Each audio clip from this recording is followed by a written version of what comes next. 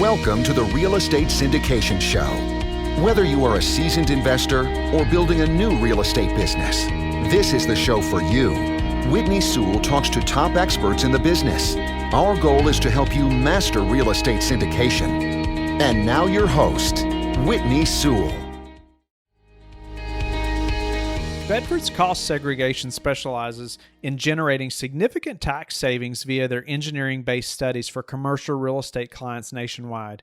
Founded in 2002, Bedford is one of the largest independently owned cost segregation providers in the country, with over 14,000 studies completed to date in multiple offices throughout. The most important decision ownership can make when incorporating cost segregation within their real estate portfolio is selecting the right provider. With only 43 certified cost segregation professionals nationwide, Bedford is proud to employ 8 of them and takes the quality of their people as seriously as their studies.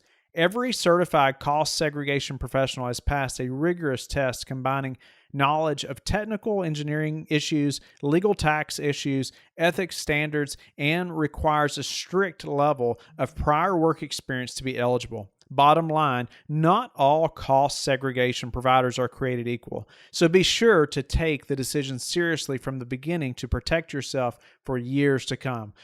Please contact Bedford's Business Development Director, Frank Judici, to learn more. This is your daily real estate syndication show. I'm your host, Whitney Sewell. Today our guest is James Eng. Thanks for being on the show again, James. Thanks for having me back, Whitney. Love being here. Love listening to all your stuff. So appreciate you having me on. Great. Well, James was just telling me how he listens to every show. No, I'm just kidding.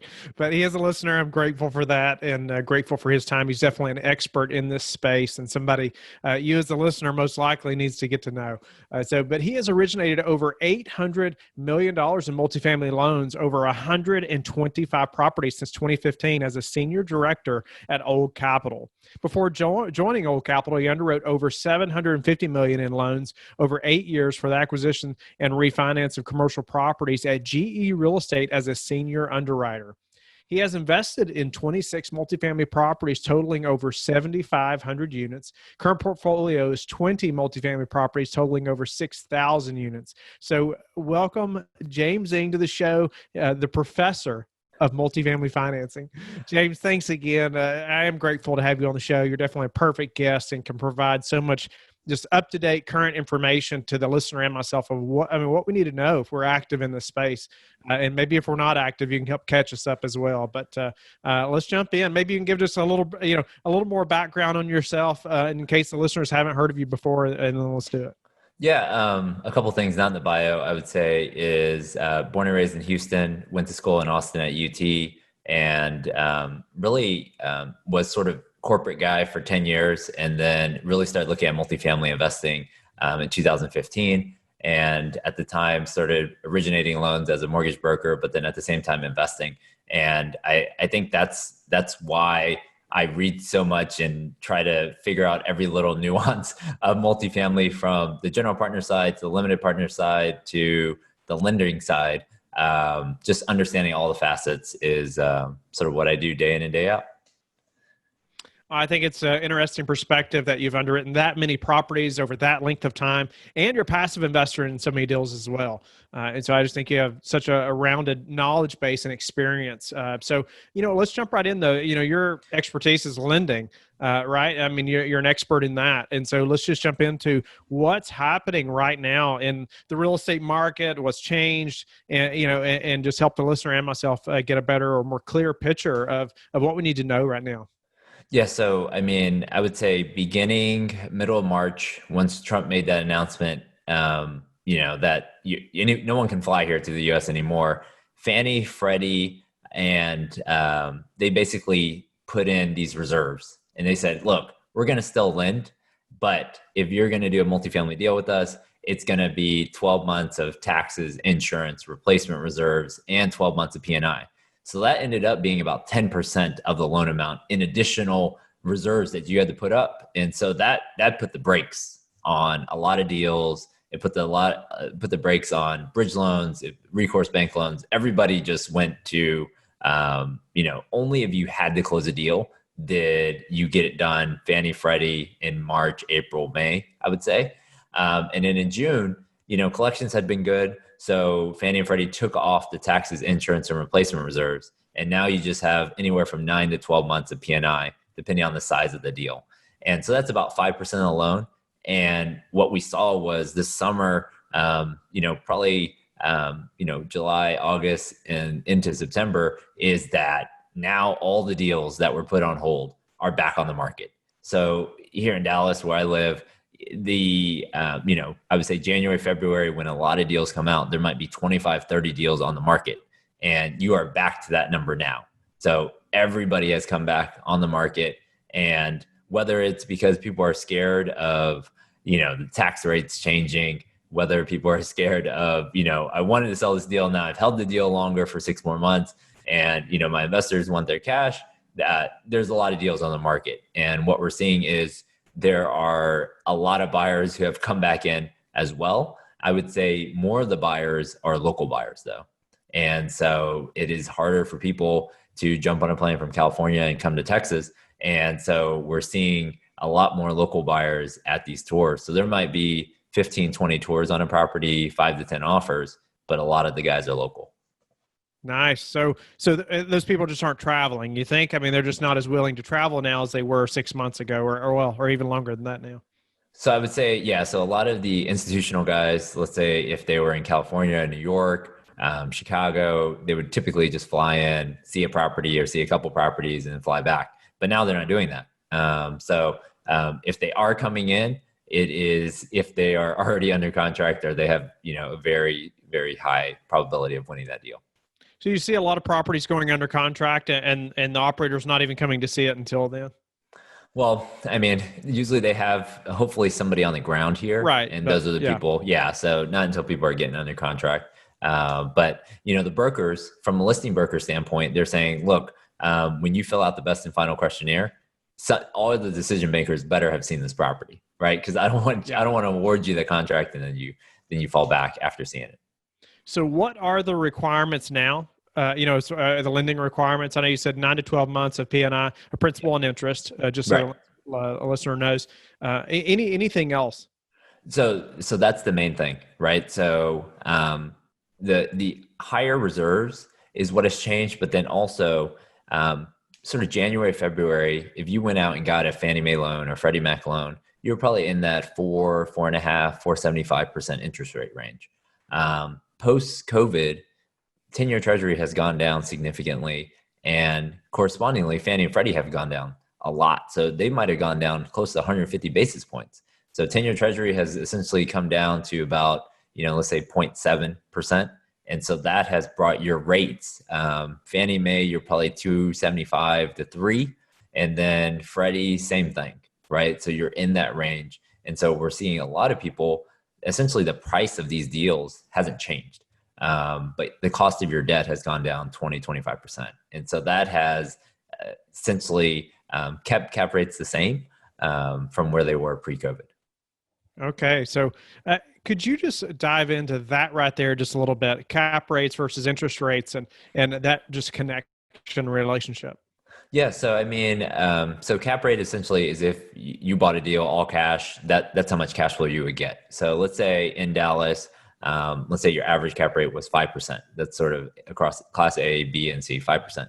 And now your interest rate that you were paying pre-COVID was 4, right? So there was only maybe 100 basis point spread after you paid the debt. And so what it really means is your cash on cash might only be 6%, right? To the investor. But now if your debt payment drops by 20% and it goes down to 3%, now all of a sudden that spread between the 5% cap rate and the 3% debt, all of a sudden your cash on cash to investors is looking like 7, 8, 9%.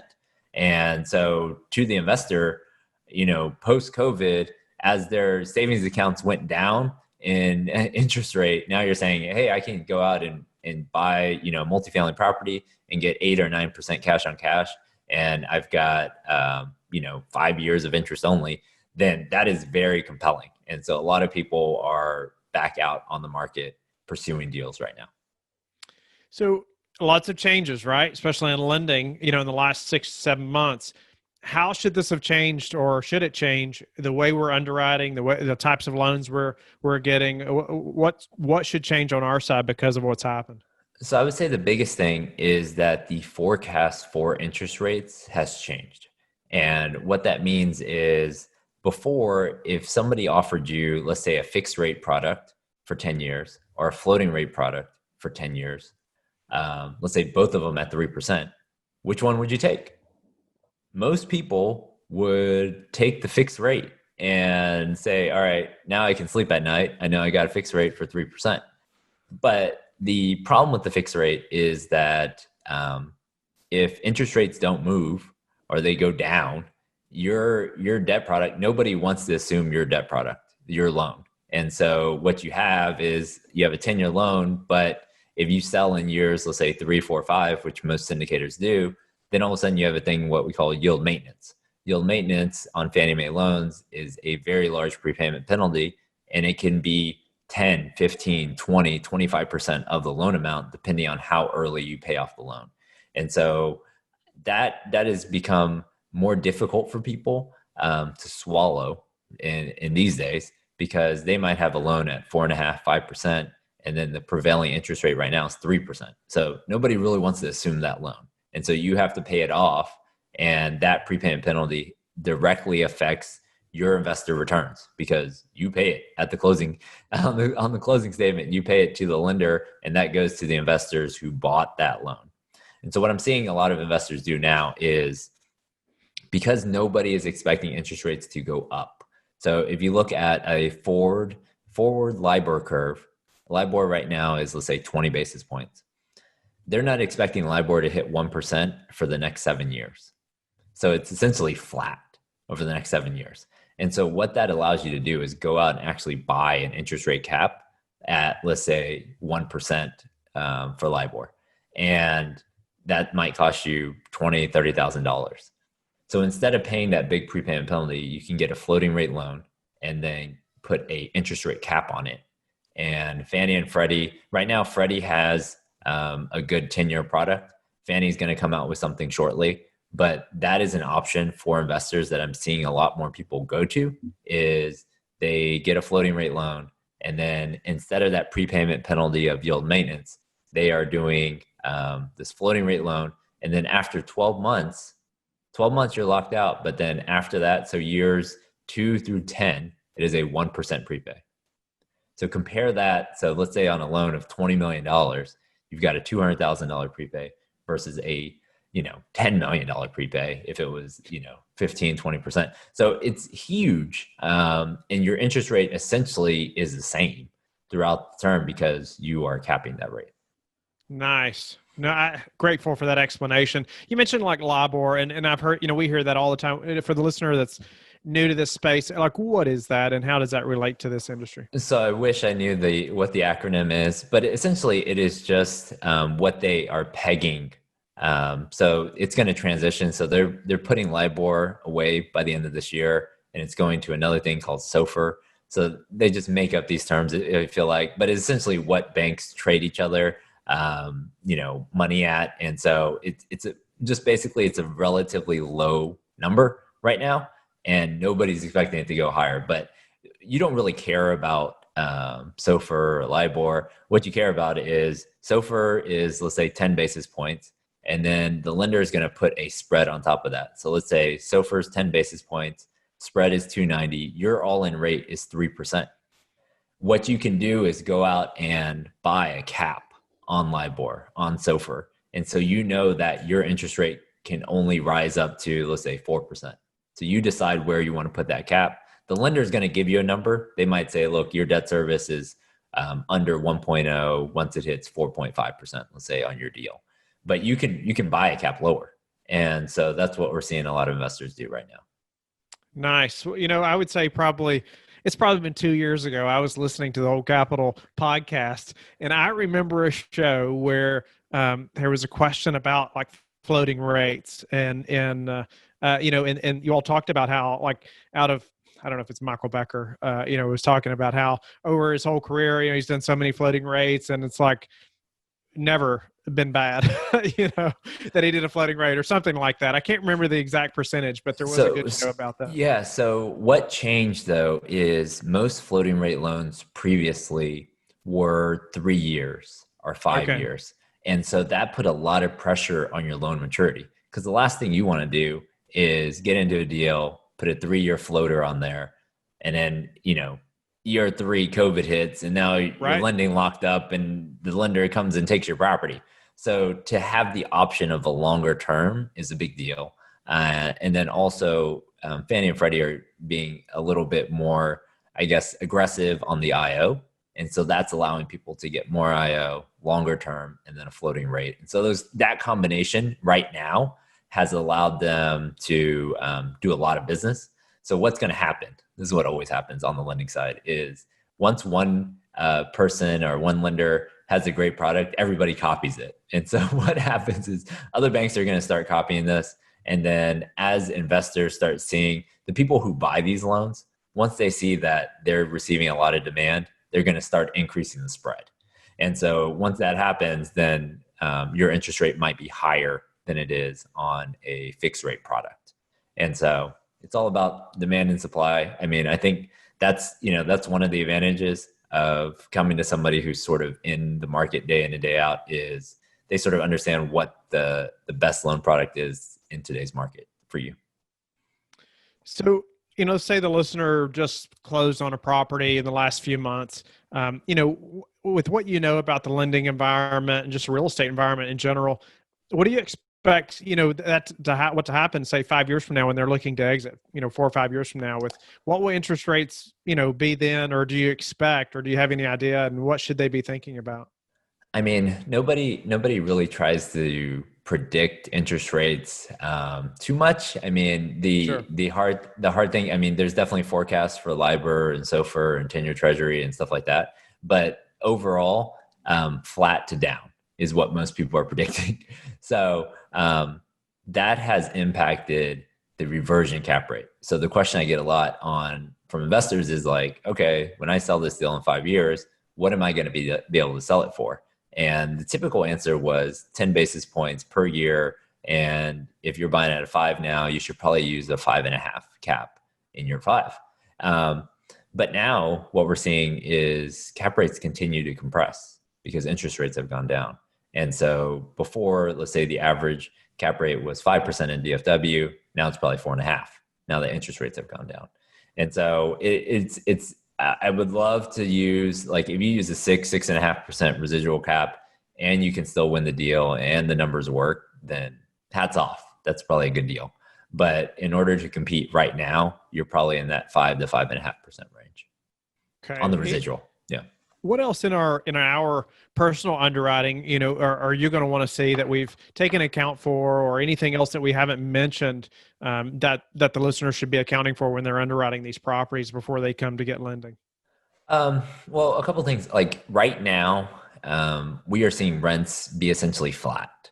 And so in that first year, unless you're way under market, most people are not underwriting sort of that 3% organic rent growth in year 1. So I would keep that flat. I'd probably build in a little bit more for concessions and bad debt until some of the eviction moratorium stuff sort of goes away, hopefully. So that's what I would say sort of on the underwriting piece. From the lending piece, what's more important is Fannie and Freddie, they essentially have the same net worth and liquidity guidelines that they had before. So your net worth needs to be equal to or greater than the loan amount. Your liquidity needs to be 10% of the loan amount or higher. That's post-close liquidity of the guarantors. So we like to see everybody's balance sheet up front. And then right now, the bigger issue is really the equity raise. So the people who, when they're going in, submitting a deal to the listing broker will call us and say, look, number 1, can they qualify for the debt? But number 2, what is your comfort level for this person raising the equity? Because it's not just the 20-25% that you need to raise. It's also that additional 9 to 12 months of P&I, which is additional 5%. Can you raise that on top of it? And you're probably going to have to raise your rehab on top of that. So as long as you feel comfortable doing all those things, then that's when I can sort of give you the check mark and tell the listing broker, hey, this guy's for real. He can qualify for the debt. He can raise the equity, and he should win the property. Is that going to be from most pre-existing relationships with you, or the lender? I mean, how you're going to know that? I know the person, the listener's thinking right now, wait a minute, I'm just about to get into my first syndication. How do I establish that relationship with James or whoever that lender is, so they can give me that check mark? Yeah, I mean, I think a couple conversations before the deal for sure. So what we usually ask for is we'll sit down with someone, review their personal financial statement. Anybody who else is going to sign with you, so any other loan guarantors, we're going to speak with them, sort of go through their PFS and schedule real estate, make sure there's no issues. And then once we have that sort of ironed out, then we know that you can qualify for that loan.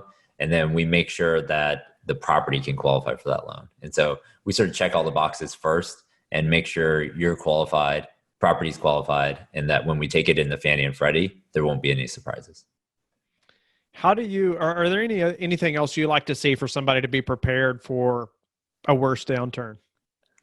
Liquidity is always probably the biggest thing. Fannie and Freddie require 10%, but you can use that. Let's say you had $1 million in liquidity and you sign on 10 deals. Well, you can use that same $1 million across all those Fannie Mae loans. But in reality, that liquidity can only be used once. So I would rather somebody take it a little bit slower and make sure their deals are comfortable and, reviewing how the property, like if it did dip in occupancy to 80, 85%, how many months of reserve do you have? Like in March, that was the calculation. In March, the calculation was, okay, if, it goes to 30 or 40% delinquent on our rent roll and we just pay the expenses, how long can we survive? And so there was a lot of syndicators who had plenty of money at the property level and on their personal balance sheet. And so that gives a lot of comfort to the lender. And then also probably to your investors that you have the balance sheet to weather the storm. And I mean, let me give you an example of a deal that essentially was sort of along the coast, got hit by a hurricane, and it actually wasn't in a floodplain, so they didn't have flood insurance. So the general partner actually had to front the money to get the units back online. And once he got them back online, he got the property sold. But that was a big loan to the partnership. And if the general partner didn't have a sizable balance sheet to do that, then a lot of those LPs probably would have lost their money in that deal. And so that's one of the things that I would probably talk to the general partner about is, how many deals do you have going? What's your liquidity? If, are you able to loan, let's say $250,000 to the partnership to make sure this deal goes through instead of, hey guys, it's post-COVID. Now we're doing a capital call because we need another $500,000 for rehab that we didn't expect. Because I think there's going to be more of those calls in the next year or so. Kind of on that same note, because I ask this question often on the show, and I just wonder from your perspective, that reserve budget, right, or that emergency fund, whatever you want to call it, that we just have sitting there when we close. What do you like to see that to be? What are you, even as a passive investor and as a lender, what do you like to see that operator have? I know you mentioned like, $250,000 loan. Is he able to, do you have $250,000 liquidity to go get that loan that you need? But, what do you like to see in that reserve budget? So the first thing I would say, and sometimes this is a little confusing, but let's say you have $1 million rehab budget. The lender does not give you the $1 million. You essentially have to have $100,000 to $200,000 of capital that you invest into the property. You do the work, and then you ask the lender for that money. The lender reimburses you. So that $200,000 is like constant. Okay. So that's one piece that I want to make sure people have. But then also there probably should be at least 2 months, like if you receive no income, at least 2 months of expenses in sort of a working capital budget, or working capital account that you have. Because, and then if that ever slips, like let's say a boiler goes out, that's $30,000, or, a whole bunch of ACs go out in the summer and you just had to do a lot of them. If that starts slipping to 1 month or half a month, then you're on hold for distributions. until that's built back up. Because what we've seen is the properties that go under distress is that starts slipping, then it sort of spirals down from there, right? If you don't have AC, people are moving out. They're not paying. And then all of a sudden you have to start cutting rent. All of a sudden you start taking appliances from other units and it just downward spiral from there. So I would say that's sort of the minimum. And the hard thing is with general partners, in terms of liquidity, it's just the more the better. I don't know if there's an easier one. I completely agree. I don't know if I could sleep at night with just 2 months. I would say I've seen some general partners do this. They essentially have, let's say, that working capital budget for the rehab. So that might be 150, 200,000 for $1 million project.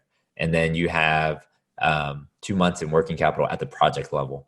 And then some investors will raise additional capital to have just at the, at the property level, but then also on their personal balance sheet.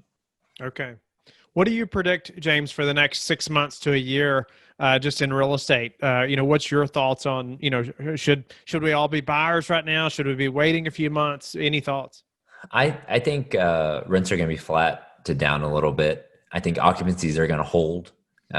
So what we're seeing across, it's, the 15th of the month and I get 20 reports. What I'm seeing is we are not pushing rents that hard. We're renewing people. We might bump them $20, $25, but we are not trying to take them all the way to market on a renewal. We are just renewing those guys. So this is going to flow through your income statement for the next 12 months, all these new guys that you just renewed. So I think rents are going to be flat. Most of my stuff is sort of A- to C. And most of that stuff I would say is pretty protected from new supply. And so a lot of new supply coming on, they're given 1 month to 2 months concession. But I would say for B and C product that people are buying, rents are essentially going to be flat. Occupancies are going to might be down a little bit from 95 to maybe 93% occupancy. And I think there's still going to be a lot of transactions that are done as long as that spread maintains between your cap rate and the 10-year treasury. And so as long as debt's available, Fannie and Freddie have been great. Nobody's really talked about, I think they basically are supposed to be out from underneath the government by the end of 2020. So if there's any hiccups in Fannie and Freddie lending, that will cause some disruption on the multifamily side, because right now they are the cheapest, they are the best game in town.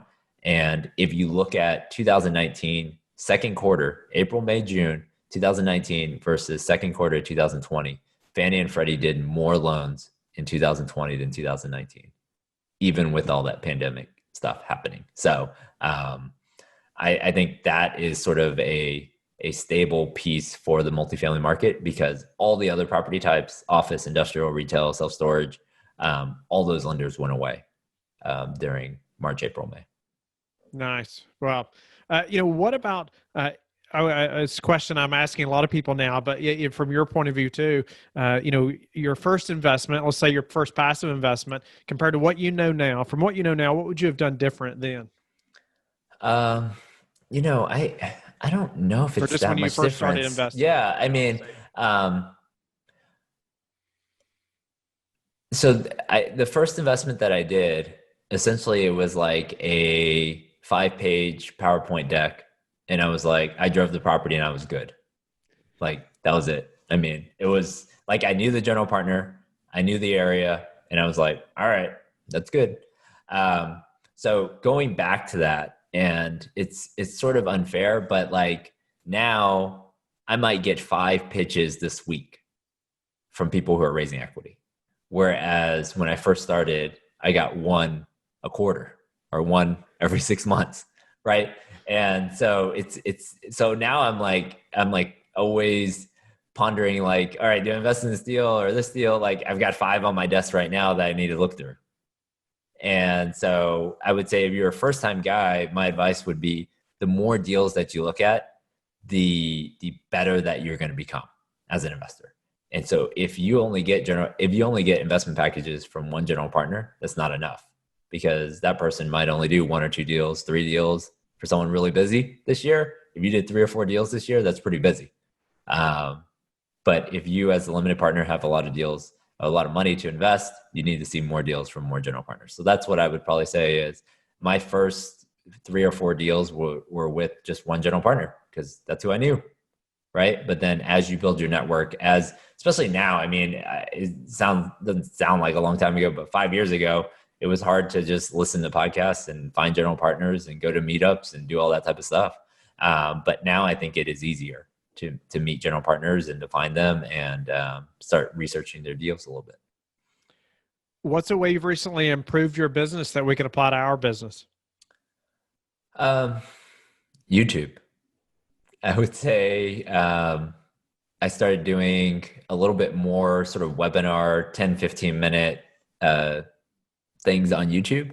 And the difference I found is we do a lot of podcasts as well, but it is hard to search podcasts. And so when you put something on YouTube and it's titled multifamily finance, if you type in multifamily finance in YouTube, you will see my face 20 times because it is searchable, and that is just how it works. And so what happens in YouTube is as you do more and more videos, as you get more and more traction, you just keep getting higher and higher in their rankings. And what I found is it becomes very sticky. And now, even if I need to send something to somebody and that person might have to explain it to somebody else, I will record a video with it and send it.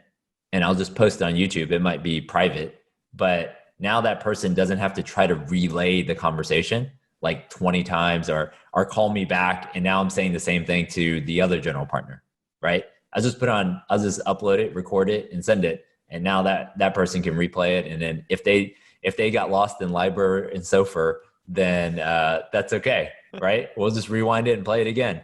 So, and I mean, I think that is like my kids right now. So I have 3 boys and they're all virtual learning right now. And what's happening is, to me, the teachers almost can be replaced by YouTube. And I think they're a little scared to do that. But if somebody misses a Zoom call, like the kid's at the doctor or, he just forgot or Wi-Fi's down, all the teachers are putting up recordings. And 9 times out of 10, you could probably find a better teacher on YouTube than that specific teacher. And so that YouTube is my new learning environment for the last 6 months of COVID. And I think as a business owner, if you can do more stuff on it, it will help you grow your business. And you can watch it twice the speed. Yeah, I mean, on podcasts, I do 2x, and then when I'm working out, I'll do 1.5x. When I'm driving, I only do 1x. I think when I'm listening to somebody at 2x speed, like my driving speed increases. So it's good when you're walking, though. So when you're walking, right, if you do 2x speed, it's perfect because now you're actually at a faster pace. So. Investing passively in that many deals, give us 1 or 2 things that have made maybe your top favorite operators stand out to you. Something they did, something that was out of the norm, that was like, wow, I really like this operator. The first thing is reporting, communication. I mean, there's some operators in March, they were essentially sending me an email every week saying, all right, April 5th, we're at collections at 85%. We're at 90%, April 11th. Essentially, every week, the reporting. And to me, that's great. As a limited partner, I feel like they're on the ball. They're out there. They're being accountable. And if there's an issue, they're going to find it fast. It's not like where, I get a quarterly report and it's April 15th and you're telling me about an issue in January. Like, I had no idea. That to me is number one. Is just reporting. And there's some other general partners that the 15th of every month on the dot, I get every report from every property, no excuses. And so that to me is probably number one. There's so much variety in, the same general partner, the same market. Some deals are going to be home runs where you get a 30% IRR. Other deals, it might be a 15 or 20% IRR, and that's fine. The general partner is essentially the same as long as they're communicating, this is the business plan, and they're communicating well, then I pretty much trust them. So that's how I would say they stand out. Number one thing that's contributed to your success? So it's political season, so I'm going to go with skill stacking. Are you familiar with skill stacking? I'm not. Okay. I'm going to ask what that is. So it's essentially, you can be number one in the world with just one skill. So LeBron is number one in the world at basketball. Most people are not going to be number one. Like, I'm not going to be the number one mortgage originator of all time, right? But can I be in the top 10%? Yes. Can I be in the top 10% of underwriters? Yes. Can I be in the top 10% of investors? Yes. And now let's add on, can you be in the top 10% of marketing? So you add on investor, loan originator, marketing, underwriting, and now there's almost nobody like you.